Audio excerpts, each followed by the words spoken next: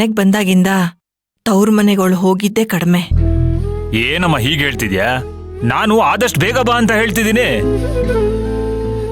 ಯಾಕೆ ಗುರು, ಅದಕ್ಕೆ ನಾ ಬಿಟ್ಟಿರಕ್ಕಾಗ್ತಿಲ್ವಾ? ಅದ್ ಹೇಗ್ ಬಿಟ್ಟಿರಕ್ಕಾಗುತ್ತೋ, ಅಮ್ಮನ್ ಹೇಗ್ ಬಿಟ್ಟಿರಕ್ಕಾಗಲ್ವೋ ಹಾಗೆ ಅವಳನ್ನು ಬಿಟ್ಟಿರಕ್ಕಾಗಲ್ಲ ಕಣೋ.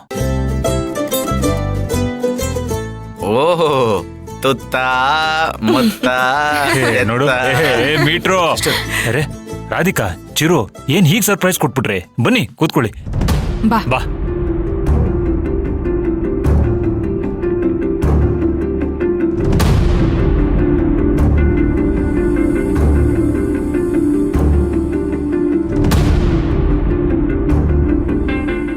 ಶಾಲಿನಿ ಏನಾದ್ರೂ ರಾಧಿಕಂಗ್ ಕಾಲ್ ಮಾಡಿದ್ಲಾ? ಇಲ್ಲ ಪಂಕಜಮ್ಮ ಏನಾದ್ರೂ ಗಲಾಟೆ ಮಾಡಿದ್ರಾ?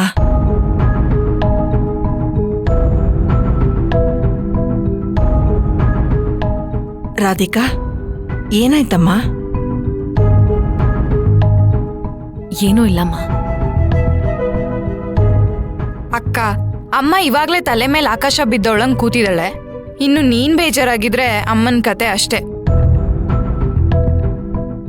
ರಾಧಿಕಾ, ಏನಾಯ್ತು ಹೇಳಮ್ಮ.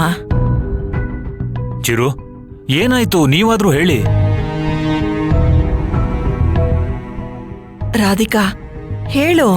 ಅಮ್ಮ, ಮೊನ್ನೆ ಚಿರು ಮೇಲೆ ರೌಡಿಗಳು ಅಟ್ಯಾಕ್ ಮಾಡಿದ್ಮೇಲೆ ನಾವು ಅವನ್ನ ಹಾಸ್ಪಿಟ್ಲಿಗೆ ಸೇರಿಸಿದ್ವಲ್ಲ, ಆವಾಗ ಒಂದ್ ಸತ್ಯ ಗೊತ್ತಾಯ್ತು.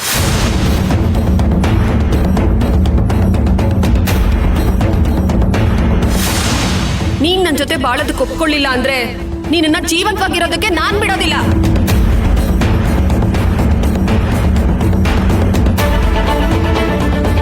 ಏನು ನನ್ನನ್ನೇ ಸಾಯಿಸ್ತೀಯ? ನನ್ನನ್ನೇ ಸಾಯಿಸ್ತೀಯೇ?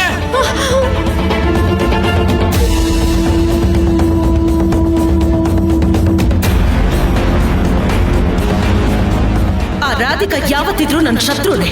ಅವಳು